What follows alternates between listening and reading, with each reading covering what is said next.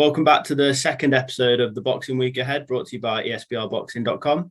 Once again, we're joined by ESBR's Paul Kelly. Paul, how are we? Hi, Sam. I'm all good. Thanks. How are you? Yeah, very good. Thank you. On this episode, we've got two cards to look forward to. We've got the card in Belfast on Friday night, and then obviously Fight Camp returns for a second week on Saturday evening. And I think first we're going to talk about the card on Friday night. Obviously, Paul, yourself in Belfast. How big of a card is this, Michael Conlan? Oh, any Michael Conlan card in Belfast is huge, to be honest with you.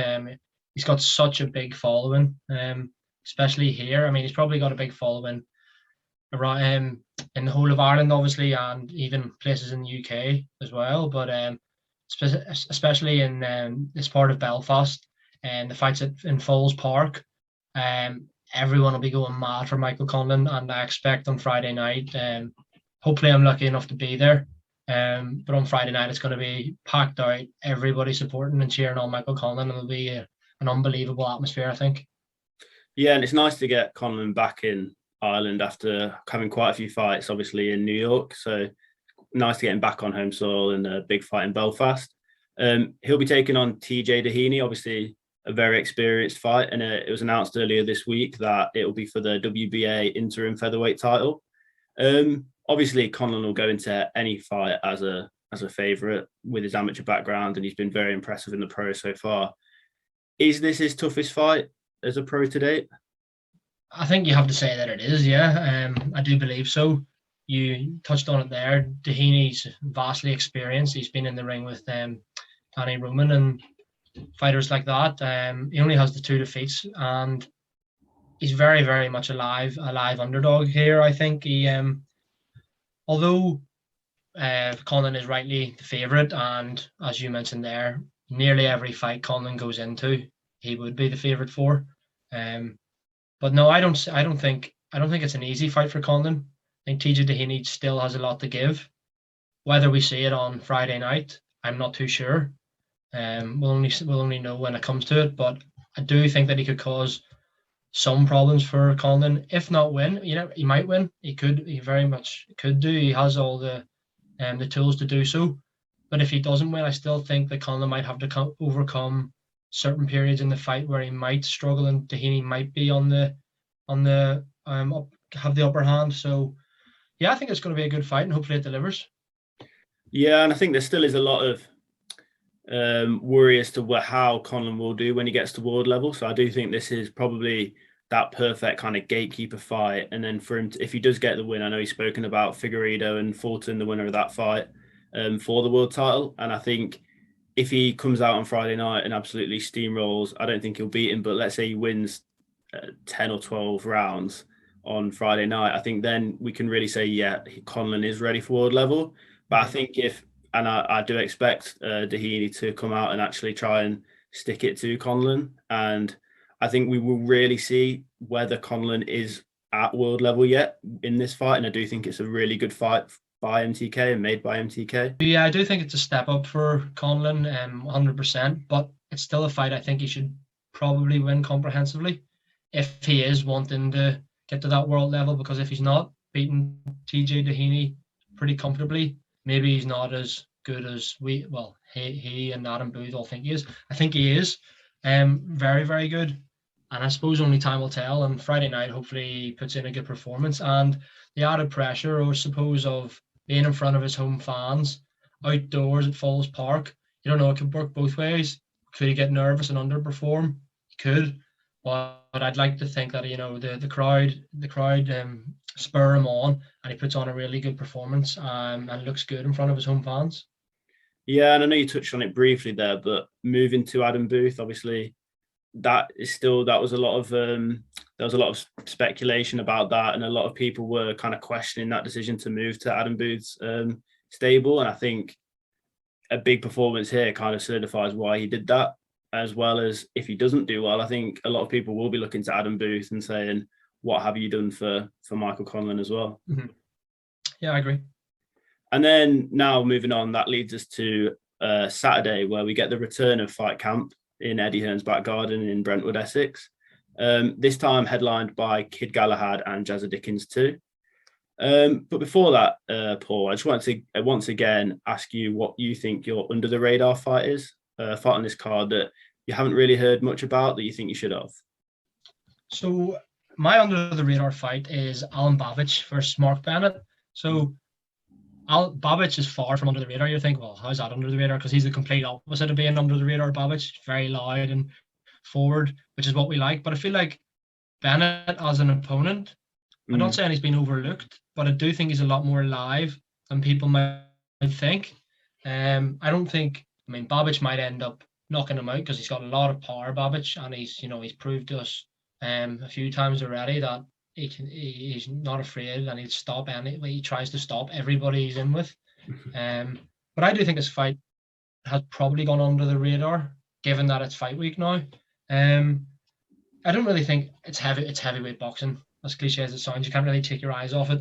There could be a stoppage at any point. They're both heavy-handed, and Mark Bennett is very, very, very much a game opponent. He's actually beaten Jay McFarlane, who I know you've spoken to before, and another impressive win, which probably gets overlooked, was with his win over Kamil Sokolowski, who Nick Webb, who's also on the card, got beat by.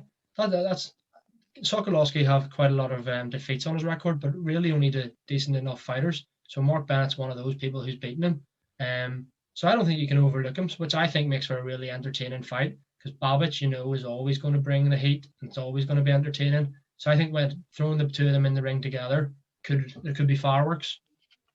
Yeah, one thing I love about Babic as well, you get the naysayers every time he fights that he's too small for heavyweight. Eventually the bubble's going to burst, and every time he comes out and puts on a performance. And I think pretty much every single fight he's had under Matchroom, he's been probably the most entertaining fight of the night, or at least up there, and you come away from it going, wow, that was entertaining. And he's always been on the right side of the victory as well. So I do think Alan Babic is one of the most entertaining heavyweights, maybe one of the most entertaining fighters that Matchroom do have. And yeah, I personally, I'm really looking forward to see him. And I do think, again, Mark Bennett is getting overlooked. And I do agree with you about this being the under the radar fight. I do think Mark Bennett has the experience to really cause Babic some problems. But I fully expect Babic to come out in the same way and steamroll through Mark Bennett in the nicest possible way. Moving on to your fight of the night, which fight are you looking at as the one to look forward to? Well, apart from the main event, which I think will be a good fight, the fight of the night, the one that I've picked, is another heavyweight fight between Fabio Wardley and Nick Webb. I just mentioned Nick Webb there, who's been beaten by Kamil Sokolowski, who Mark Bennett has beaten. But Webb last time was in a similar situation, I suppose you could say. He went into a fight as the underdog, which he is again this weekend against Wardley. He was the underdog against Eric Pfeiffer, and they ended up knocking him out in the second round. So he's clearly got masses of power, Nick Webb. So I think this could be a cracking fight, because I feel like both are still learning, especially Wardley. He has improved fight upon fight, but the whole no amateur experience and coming from a white collar background, it kind of shows a bit of vulnerability to him as well, I suppose. So I think I think both men will land big blows, and I don't see it going the distance. I really don't. I think both men might have to come through a bit of adversity. And although Wardley is rightly, I would make him the favourite, I don't think that Nick Webb can be overlooked here. He's been overlooked in the past, as I said last time against Pfeiffer, and he ended up winning. And then you obviously look at Wardley, and he did get clipped. I think we talked about this earlier, Sam. He got clipped by Eric Molina. Although he beat him, he was caught with some shots. So yeah, I think it'll be a good fight. And he is untested, Wardley. He's had it nearly all his own way so far, so it will be interesting to see how he reacts. If he's hit with a combination from Nick Webb, if he suffers a knockdown, I think it could be a really, really good fight. Yeah, and I think Nick Webb obviously gets looked over a bit because of the Dave Allen fight. I think people expected so much more in that fight, and obviously Dave Allen getting the win in the way he did, I think that kind of put Webb back and knocked his career back a few steps. And obviously that win last time out did do quite a lot. I don't think he would be in this position to fight someone like Fabio Wardley without getting that underdog win and kind of getting back on people's radars. I do think this is actually really good matchmaking from Matchroom. I think they need to be careful with Fabio Wardley because they could have a very good fighter on their hands, but as long as he is matched right and isn't pushed on too fast. And these kind of fights against well-known domestic level fighters, I think is the most exciting thing you can put him in, because eventually that lack of amateur background will catch up with him. I think if he was pushed on too fast, but we are kind of watching him learn, and I think he is one of the more entertaining fighters in the heavyweight division at the moment. But I also think Nick Webb can be one of the most entertaining fighters in the heavyweight division. So I do agree with you. This could have fireworks, and we could be sitting here on Sunday morning going, that was one of the best heavyweight fights we've seen this year. But then again, I also think it could go the other way, and it could be one of the more boring heavyweight fights we've seen.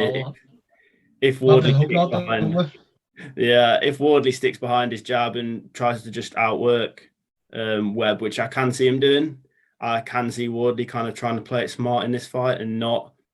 I think he got caught by Molina, and I think if you get caught like he did against Molina by Webb, it's a completely different story.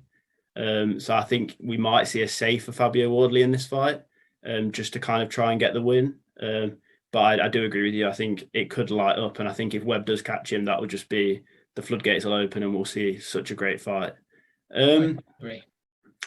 So on that card as well, it's quite a heavyweight central card, the most heavyweight centric card of Fight Camp, with Johnny Fisher on there.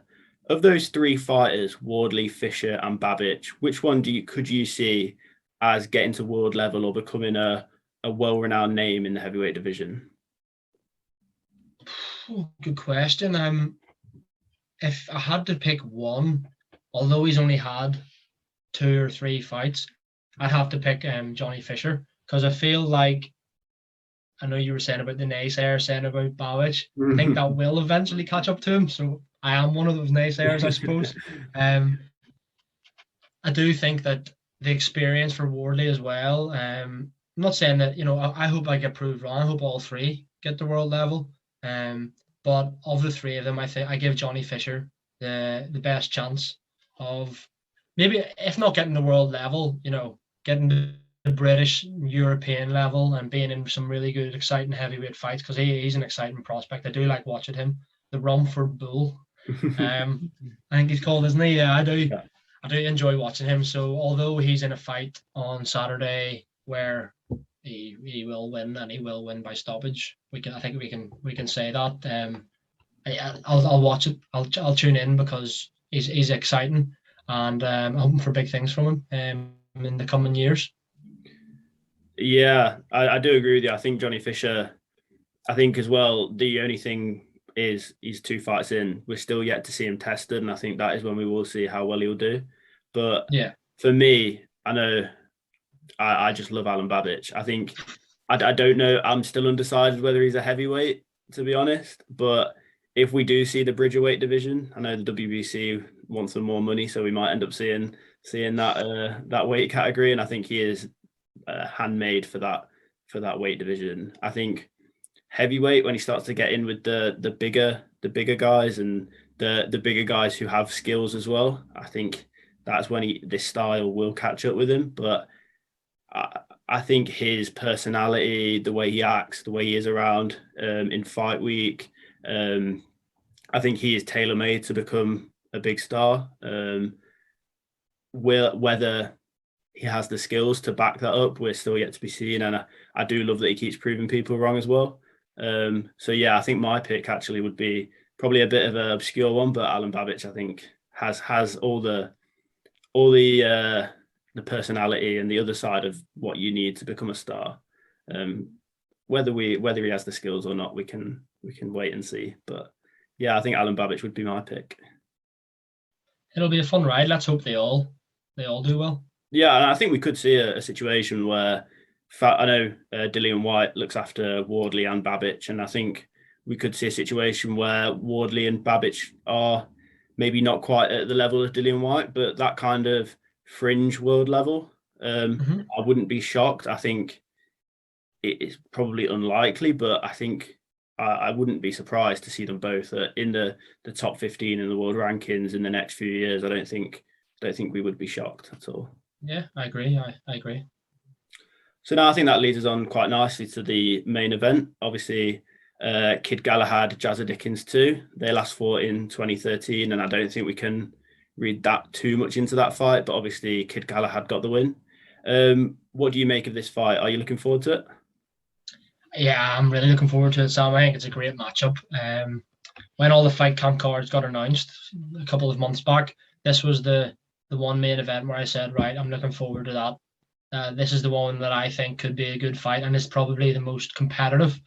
And I'm sticking by that now that we're only days away from the fight. I think it'll be a great fight. In our betting video, I picked Jazza Dickens as my underdog to win, so I still obviously believe that. And I think that shows how good of a fight it is, because though he's a mass underdog, he is the live underdog. Galahad's rightfully the favourite.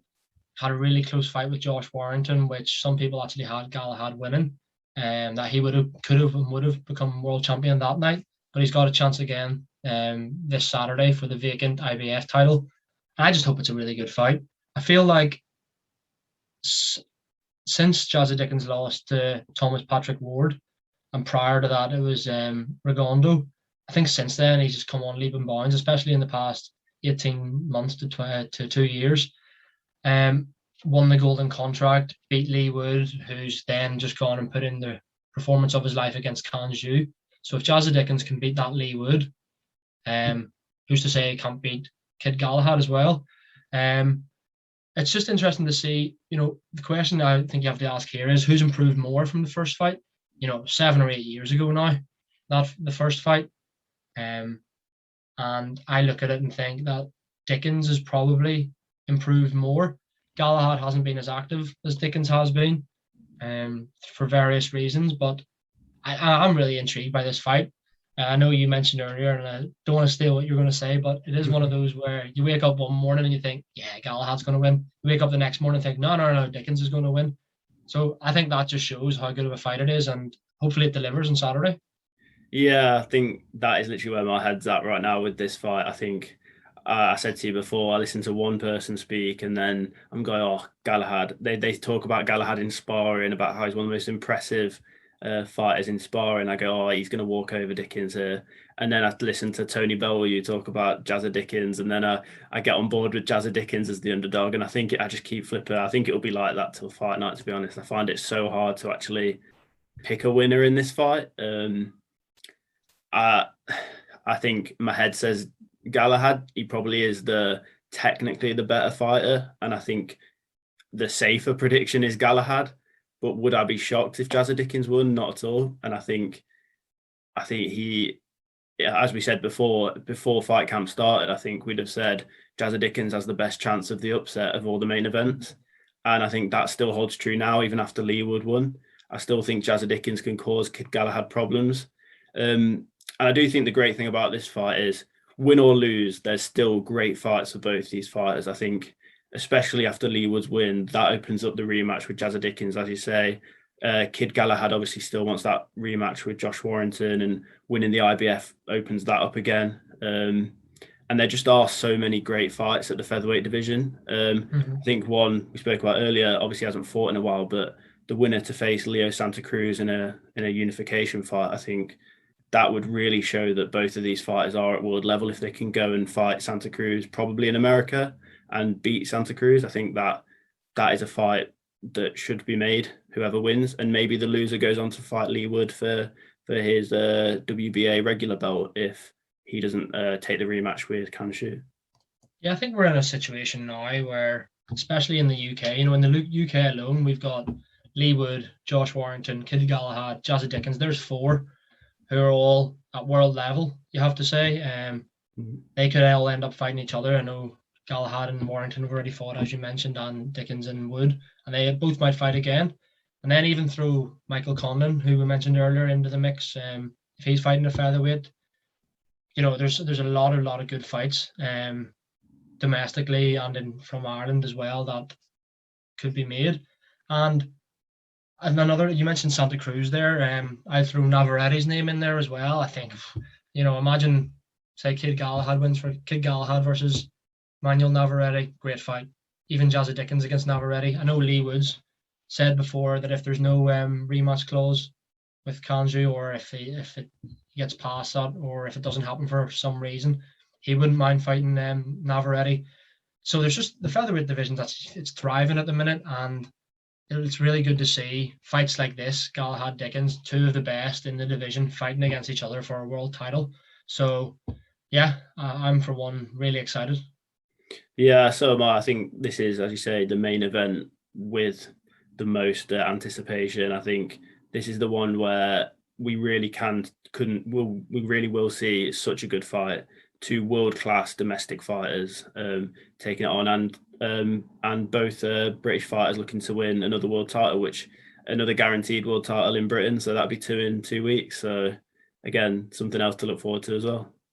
Yeah, definitely.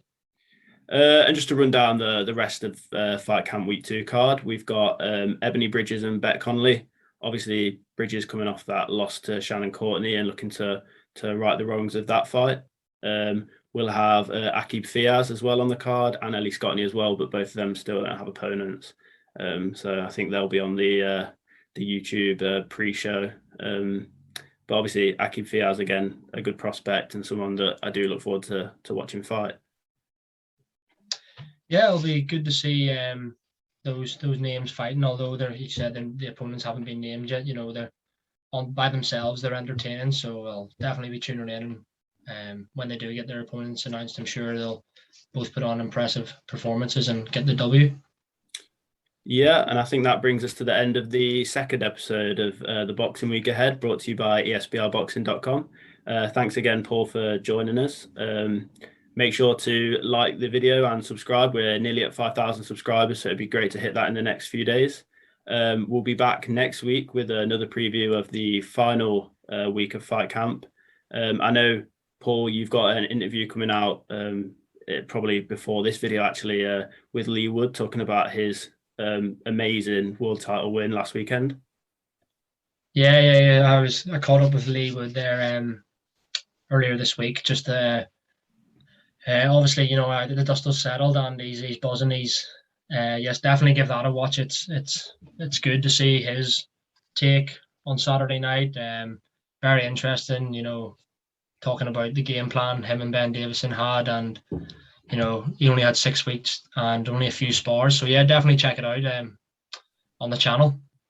Yeah, and obviously our resident prediction maker Greg Doyle also put out his prediction videos for Wardley Webb and Jazza Dickens, Kid Galahad. So definitely check them out. He's better at it than us, so make sure to check out what he has to say about those fights. Thanks again, Paul, and we'll see you later. Cheers, Sam. Bye.